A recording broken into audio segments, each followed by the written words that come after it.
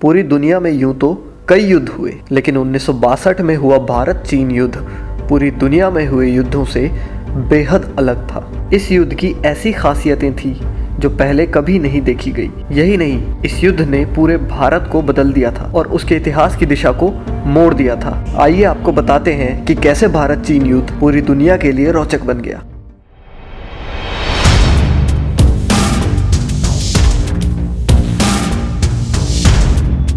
भारत चीन युद्ध की वजह थी भारत और चीन के बीच पैदा हुआ सीमा विवाद, जिसमें दोनों ही देश अपने पक्ष पर अड़े हुए थे। हालांकि ऐसा नहीं है कि सीमा विवाद को लेकर दुनिया में युद्ध नहीं हुए, लेकिन यह युद्ध पूरे संयम और हर तरह के कूटनीतिक प्रयासों की असफलता के बाद शुरू हुआ।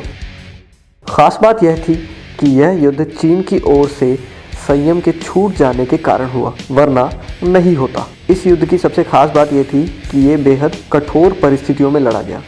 आपको जानकर आश्चर्य होगा कि इस युद्ध में ज़्यादातर लड़ाई 14,000 फीट से अधिक ऊंचाई पर लड़ी गई।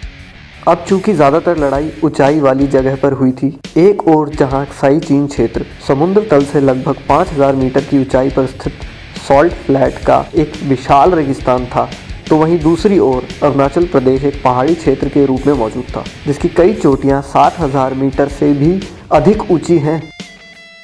सैन्य सिद्धांत के मुताबिक आमतौर पर एक हमलावर को सफल होने के लिए पैदल सैनिकों के 3:1 की संख्यात्मक श्रेष्ठता की आवश्यकता होती है।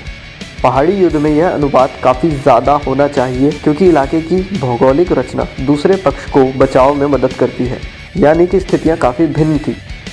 इधर चीन इलाके का लाभ उठाने में सक्षम था और चीन की सेना का उच्चतम चोटी क्षेत्रों पर कब्जा था।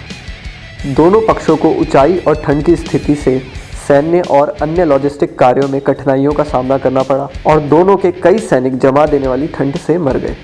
यानी कि इस तरह की ऊंचाई पर दुनिया में पहले कभी भी कोई युद्ध नहीं लड़ा गया। ऐसी परिस्थितियों में जंग के कारण दोनों ही देशों के सैनिकों को रसद आपूर्ति, युद्धक और अन्य सामग्री के लिए काफ़ी संघर्ष करना पड़ा। युद्ध की दूसरी सबसे अनोखी बात थी कि दोनों पक्षों ने नौसेना या वायुसेना का उपयोग नहीं किया। यह कदम सराहनीय था। सारी जंग ज़मीन पर ही हुई।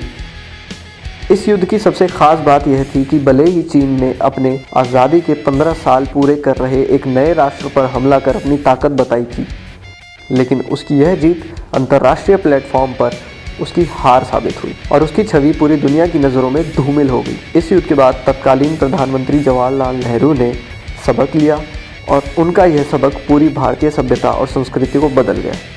दरअसल युद्ध के बाद नेहरू को अपनी विदेश नीति पर सोचना पड़ा। देश में एक देशभक्ति की लहर चली और इस लहर ने कई रियासतों, राज्यों, भाषा, प्रांत और धर्म की लड़ाई में उलझे पूरे भारत को एक कर दिया था।